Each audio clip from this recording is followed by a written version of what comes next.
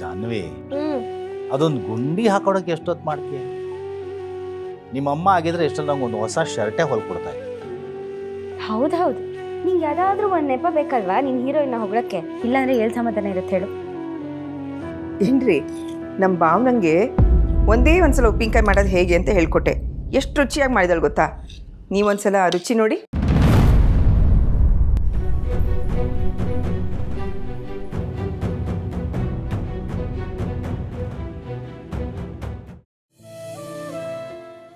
ಯಾಕ್ರಿ, ಏನಾಯ್ತು?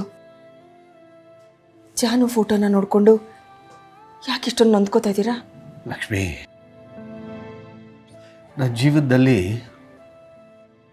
ಏನೇನೋ ಕಳ್ಕೊಂಡೆ, ಆದರೆ ನನಗೆ ಒಂದಿನೂ ಕಳ್ಕೊಂಡೆ ಅಂತ ಅನ್ನಿಸ್ಲಿಲ್ಲ. ನಮ್ಮ ಜಾನು ಹೋದ್ಮೇಲೆ ಎಲ್ಲ ಕಳ್ಕೊಂಡೆ ಅಂತ ಅನ್ನಿಸ್ತಾ ಇದೆ. ಯಾಕ್ರಿ, ಬೆಳಗ್ಗೆ ನಾನು ಬೇಜಾರು ಮಾಡ್ಕೊಂಡಾಗ ನನಗೆಷ್ಟೊಂದು ಸಮಾಧಾನ ಹೇಳಿದ್ರಿ. ಕಳ್ಕೊಂಡವ್ರನ್ನ ಕರ್ಕೊಂಡು ಬರೋಕ್ಕಾಗಲ್ಲ, ಇರೋರ ಜೊತೆ ಖುಷಿಯಾಗಿರ್ಬೇಕು ಅಂತ ಹೇಳಿದ್ರಿ. ಈಗ ನೋಡಿದ್ರೆ ಮನಸ್ಸಲ್ಲಿ ಇಷ್ಟೊಂದು ದುಃಖ ಇಟ್ಕೊಂಡಿದ್ದೀರಲ್ಲ, ಯಾಕ್ರಿ? ಸಮಾಧಾನ ಮಾಡ್ಕೊಳ್ಳಿ. ಹೇಗೆ ಸಮಾಧಾನ ಮಾಡ್ಕೊಳ್ಳೋದು ಲಕ್ಷ್ಮಿ? ತಾಯಿ ಮಗುನ 9 ತಿಂಗಳು ಹೊತ್ತು ಹೆತ್ತು ಸಾಕಿರ್ಬೋದು, ಆದರೆ ತಂದೆ ಆ ಮಗುನ ಹೃದಯದಲ್ಲಿ ಇಟ್ಕೊಂಡು ಪ್ರೀತಿಸ್ತಾ ಇರ್ತಾನೆ. ಅವನಿಗೆ ಪ್ರಸವದ ವೇದನೆ ಗೊತ್ತಿಲ್ಲದೆ ಇರ್ಬೋದು, ಆದರೆ ತನ್ನ ಕಣ್ಣು ಮುಂದೆ ಮಕ್ಕಳು ಹೋಗೋದಿದೆಯಲ್ಲ, ಆ ನೋವನ್ನ ತಡ್ಕೊಳ್ಳೋ ಶಕ್ತಿ ಅವನಿಗೂ ಇಲ್ಲ ಲಕ್ಷ್ಮಿ, ಅವನಿಗೂ ಇಲ್ಲ. ರೀ, ಸಮಾಧಾನ ಮಾಡ್ಕೊಳ್ಳಿ. ಈಗಂಥದ್ದೇನಾಯಿತು? ಯಾಕೆ ಜಾನು ನೆನಪದ್ಲು ನಿಮಗೆ? ನಮ್ಮ ಜಾನು ಅಪ್ಪ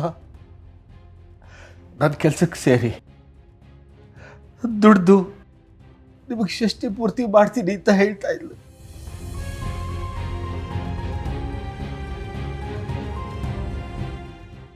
ಆದರೆ ಇವತ್ತು ಅವಳೇ ಇಲ್ಲ. ನಮ್ಮ ವೀಣಾ ಫೋನ್ ಮಾಡಿ ಹೇಳಿದ್ಮೇಲೆ ನಮ್ಮ ಜಾನು ಮಾತೇ ನೆನಪಾಗ್ತಾ ಇದೆ. ಲಕ್ಷ್ಮಿ, ವೀಣಿಗೆ ಫೋನ್ ಮಾಡಿ ಹೇಳಿಬಿಡು, ನನಗಿದು ಇಷ್ಟ ಇಲ್ಲ, ನನಗೆ ಮನಸ್ಸಿಲ್ಲ. ಅಯ್ಯೋ, ಹೀಗಂದ್ರೆ ಹೇಗ್ರಿ? ನನಗೆ ಯಾವುದ್ರಲ್ಲೂ ಮನಸ್ಸಿಲ್ಲ, ಅವಳಿಗೆ ಬೇಡ ಅಂತ ಹೇಳ್ಬಿಡು. ರೀ, ಸಮಾಧಾನ ಮಾಡ್ಕೊಳ್ಳಿ.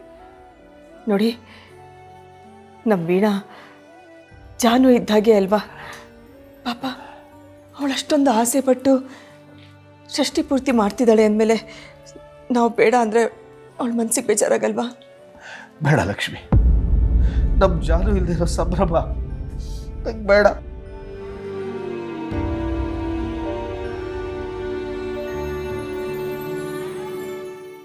ರೀ, ರೀ, ಸಮಾಧಾನ ಮಾಡ್ಕೊಳ್ಳಿ.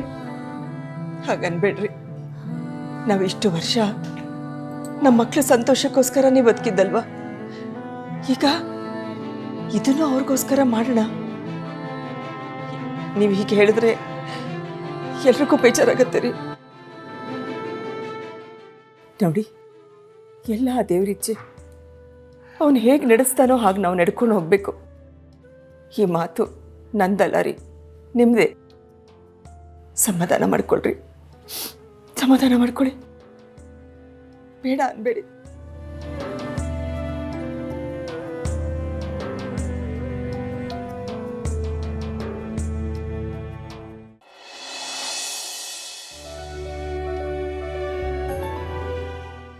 ಮೇಡಮ್ ಅವರೇ, ಅಂಗಡಿಯವ್ರಿಗೆಲ್ಲ ಆರ್ಡರ್ ತಲುಪಿಸಾಯ್ತು. ಇವತ್ತಿನ ಕೆಲಸ ಎಲ್ಲ ಮುಗೀತು. ಇನ್ನೇನಿದ್ರು ನೆಮ್ಮದಿಯಾಗಿ ನಿದ್ದೆ ಮಾಡಿದೆ. ಸಿದ್ದು ಅವರೇ, ಇದು ಮೊದಲನೇ ದಿನ ಅಷ್ಟೇ. ಹೋಗ್ತಾ ಹೋಗ್ತಾ ಒಂದೊಂದು ದಿನ ಆರ್ಡರ್ ಇರುತ್ತೆ, ಒಂದೊಂದು ದಿನ ಆರ್ಡ್ರೇ ಇರಲ್ಲ. ಎಲ್ಲದಕ್ಕೂ ನಾವು ತಯಾರಾಗಿರಬೇಕು. ಇದೇನು ಮೇಡಮ್ ಅವ್ರೆ ನೀವು ಹಿಂಗೆ ಹೇಳ್ತೀರಾ? ಹಿಂಗೆಲ್ಲ ಹೇಳಕ್ಕೆ ಹೋಗ್ಬಿಡಿ. ನೋಡ್ತಾ ಇರಿ, ನಾವು ಶುರು ಮಾಡಿರೋ ಬಿಸ್ನೆಸ್ಸು ಎಷ್ಟು ಬೇಗ ಕ್ಲಿಕ್ ಆಯ್ತದೆ ಅಂತ. ನೀವಿಷ್ಟೆಲ್ಲ ಖುಷಿಯಾಗಿರೋವಾಗ ಅದನ್ನು ಹಾಳು ಮಾಡೋಕ್ಕೆ ನನಗೆ ಇಷ್ಟ ಇಲ್ಲ. ಹೋಗಲಿ ಬಿಡಿ. ಸಿದ್ದೋರೆ, ನಾನು ನಿಮಗೊಂದು ಮಾತು ಹೇಳ. ಹೇಳಿ ಮೇಡಮ್ ಅವರೇ. ಇಷ್ಟು ವರ್ಷ ನನ್ನನ್ನು ಇಷ್ಟಪಟ್ಟಿದ್ದ ಸಿದ್ದೇಗೌಡ್ರೆ ಬೇರೆ, ಈಗ ನನ್ನ ಗಂಡ ಸಿದ್ದೇಗೌಡ್ರನ್ನ ನಾನು ಬೇರೆ ಥರನೇ ಇಷ್ಟಪಡ್ತಿದ್ದೀನಿ. ಬೇರೆ ಥರನಾ ಅಂದರೆ ಅದೇನು ಮೇಡಮ್ ಅವರೇ? ಅಂದರೆ ಅದೇನೇ ಕಷ್ಟ ಸುಖ ಇದ್ರೂ ನೀವು ಎಲ್ಲದಕ್ಕೂ ಹೊಂದ್ಕೊಂಡು ಹೋಗಿ ನನ್ನ ಜೊತೆ ಅಡ್ಜಸ್ಟ್ ಮಾಡ್ಕೊಂಡಿದ್ದೀರಲ್ಲ, ಅದು ನನಗಿಷ್ಟ. ಹೆಜ್ಜೆ ಹೆಜ್ಜೆಗೂ ನನ್ನ ಜೊತೆ ನೀವು ನಿಂತಿದ್ದೀರಲ್ಲ, ನನಗೆ ಎಷ್ಟು ಖುಷಿ ಆಗುತ್ತೆ ಗೊತ್ತಾ. ಆದರೆ ಸಿದ್ದು ಅವರೇ, ನೀವು ರಾಜನ ಥರ ಬೆಳೆದಿರೋರು, ರಾಜನ ಥರ ಆರಾಮಾಗಿರ್ಬೇಕಾಗಿದ್ದವರು. ನನ್ನ ಜೊತೆ ಸೇರಿಕೊಂಡು ಇಷ್ಟೆಲ್ಲ ಕಷ್ಟಪಡ್ತಿದ್ದೀರಲ್ಲ, ಅದನ್ನು ನೋಡಿದ್ರೆ ತುಂಬ ನೋವಾಗುತ್ತೆ. ಜೀವನ ಅಂದರೆ ಇದೆ ಅಲ್ವಾ ಮೇಡಮ್ ಅವರೇ, ಇದರಾಗೆ ಖುಷಿ ಸಿಗೋದು.